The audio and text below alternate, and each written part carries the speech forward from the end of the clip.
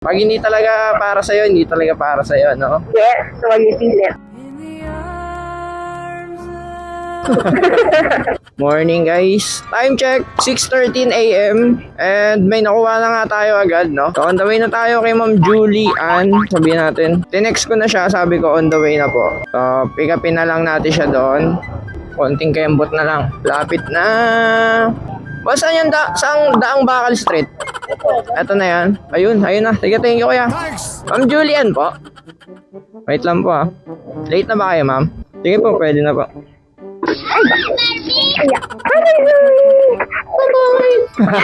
Okay na po ma'am? Opo, ako na po. Follow kita kuya.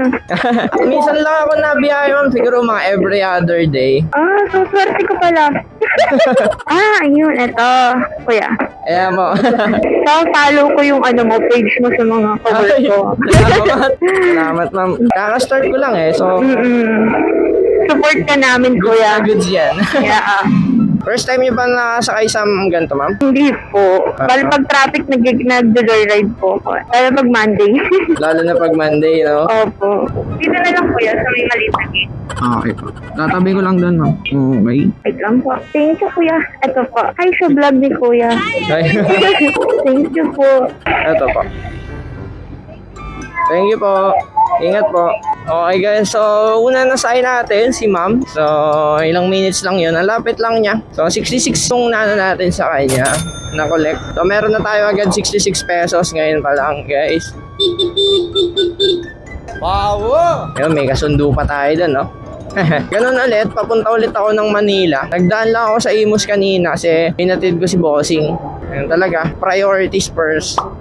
So, hanap muna tayo guys ng pasahero natin pangalawa. So, hindi pa nga ako nakakalaro. Meron na akong na-receive si Ma'am Jasmine Espiritu. Parang kilala ko to Parang classmate ko to nung high school Pero baka kapangalan lang guys. So, papunta tayo Taguig ngayon. Gagi, ang layo na ito. Pero laban na to, G. Maaga pa naman Okay, so andito na tayo. Text ko lang siya dito. Sabihin ko nandito na ako. So, simula dito sa Crisostomo General Hospital, atid natin siya sa 18 Upper McKinley Road, Taguig, Metro Manila. So, hintayin lang natin siya. Ilang minutes yung papunta natin? 1 hour and 5 minutes. So, mapapalaban tayo guys. Silipin ko nga baka nandito siya naghihintay. Ayun. Uy, sabi ko na parang kilala ko Sabi ko na nga ba parang kilala ko to Jasmine Espiritu, kaklase ko to Sabi ko nung pagka-book. Ano ba yung nababasa ko? John Bill. Tagal nyo na Kayo lang din yung mga kakilala ko nung high school Okay lang yan. Masaya ako. Pag hindi talaga para sa'yo, hindi talaga para sa'yo, no? Yes, so you feel it. Kasi work from home ako dati. Yun ang mas maganda. Tapos dahil nga ako normal na halos, nung mga unang mes, hybrid kami. So yun yung sinasakyan ko, mabili, hindi palang problema. So problema, nawala sila, nahirapan ako pumasok sa umuwi. Mo lang na-discover yung joyride, gano'n? Yung ko lang siya nagamit ng Oh shit, sobrang traffic. Sabi ko kasi, pili ka na lang. Itong kalalabas, C5 or dito sa Total 5. Hindi ako dito dadaan. Nakakatakot kasi dito yung mga blue boys, mga MMDA. Yung titingnan ka lang, akala mo palagi kang uhulihin. Doon sa may rating set. Kasi na to, likod kasi to. Okay. Wala na naiwan? Check mo. Wala naman. Sir, 955. Okay na. Ingat Thank you. Alright. So, yung nasakay natin guys, schoolmate ko siya nung high school, si Jasmine. So, yung ex niya, kaibigan natin, si Austin, na napaka-pogi. So, ngayon guys, maghahanap na muna tayo ng sunod na pasahero natin. Ngayon, nasa Taguig tayo. So, pupunta muna ako ng MOA kasi hindi ko to kabisado Punta muna ako ng MOA. So, habang papunta ako ng MOA, may nakita akong tinutulak lang yung motor niya. Dito guys, tinawag ni Bossing yung kasama niya. Ano na flat? Ayaw may start? Tulak kita. Hindi ko rin alam talaga to taga-Kawit ako Cavite. Sige ma'am, pwede pa, dun. Wag na lang kayo tumapak. Bakit tayo nag-start sir?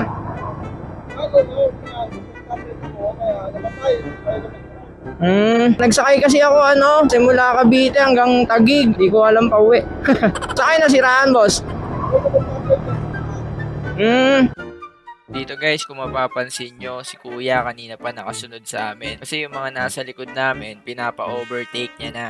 Kasi nakita niya ang tinutulak ko tong kapwa namin rider. At saka nakita niya din pala na naiwan ko yung susing nakasalpak pa sa GB box. Kaya binabantayan niya din ata. Nagtutulak din kasi ako ng ano. Nagtutulak din ako ng motor sa mga tropa. Buti nakita ko kayo. Nakita, pawis na pawis ka na sir eh. Stoplight. Okay na dito sir? Yun. Okay. Ay, nandito. Tinulak kasi si sir eh. Nakita ko nagtutulak. Ayun, may dumating pa. No, hindi daw nag-i-start sir. Hindi, kasama niya yan sir eh. Kaya pa diretso ako. Sir, sundin ko na lang siguro tong Waze. Ingat, ingat, ingat.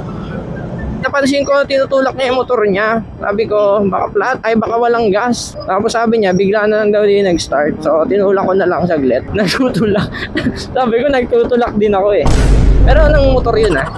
At least nakatulong tayo kahit papaano, di ba? So, hanap muna ulit tayo ng pasahero, guys. Okay, guys. So, may nakuha tayo isa. Marami akong hindi in-accept kasi puro pabalik ng Taguig. So, may nakuha ko dito, Pasay. So, kunin muna natin siya, guys.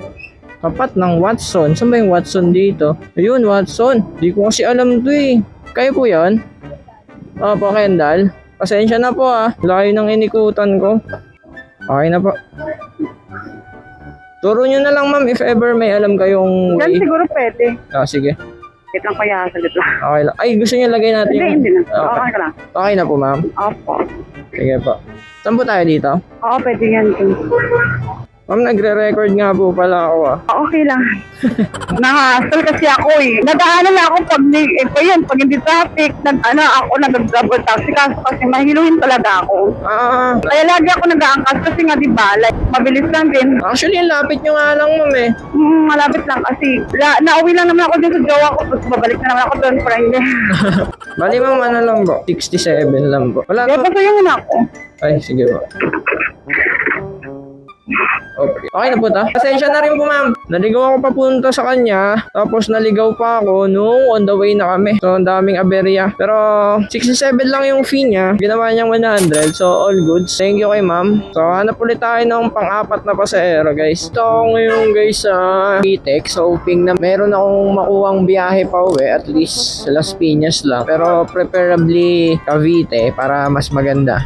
So, unfortunately guys, wala tayong nakuha na pa-Cavite. So, andito ako sa Las Piñas guys. Tapos meron ako nakuha dito. Pauwi na sana ako kasi may nakuha ko eh. Kunin na natin to guys. So, ito guys, nag-text si sir. Nasa 7-Eleven daw siya. So, hintayin natin. Dito nabanggit ko kay sir na nagre-record ako pero sabi ni sir hindi daw pwede sa work niya kaya sabi niya pasensya na hindi ako pwede sa video. So, yung huling nasakay natin guys, ayaw niya magpa-video. So, okay lang naman. So, ngayon, pauwi na tayo. Sa Las Piñas ko siya nasakay guys. So, pauwi na tayo ngayon. Dito guys, habang nagsa-sound trip ako pa uwi, biglang may pumasok na booking.